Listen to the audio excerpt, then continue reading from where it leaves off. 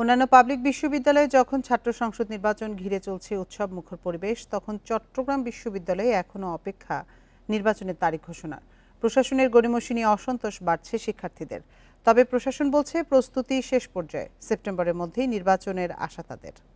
ছাত্র সংসদ নির্বাচন ঘিরে 4 বিশ্ববিদ্যালয়ের নির্বাচনী আমেজের বিপরীতে অনেকটাই স্থবির চট্টগ্রাম বিশ্ববিদ্যালয়।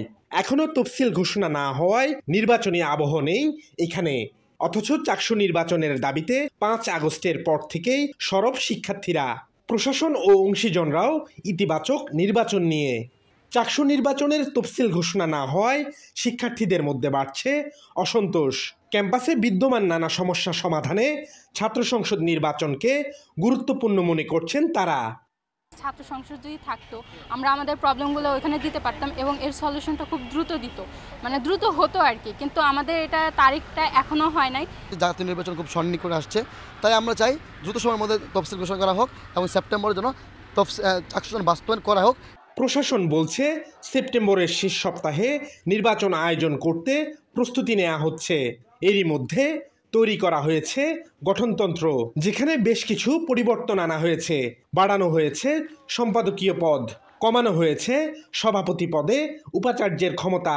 কোনো বিশ্ববিদ্যালয় শিক্ষার্থীদের সাথে আলোচনা করে এই নীতিমালা কিন্তু প্রণয়ন করা, আমরা কিন্তু সেটি করেছি। সেজন্য আমাদের কিছুদিন সময় লেগেছে।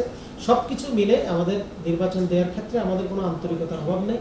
এদিকে তফসিল ঘোষণার পর থেকে ছাত্র সংসদ নির্বাচন পর্যন্ত সব অংশীজনকে দায়িত্বশীল আচরণ বজায় রাখার আহ্বান বিশ্ববিদ্যালয় কর্তৃপক্ষের।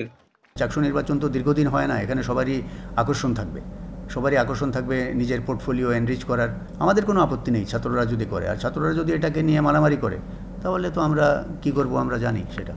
চট্টগ্রাম বিশ্ববিদ্যালয় প্রতিষ্ঠার পর থেকে প্রথম চাকসু নির্বাচন হয় 1970 সালে। এখন পর্যন্ত মাত্র 6 বার হয়েছে নির্বাচন।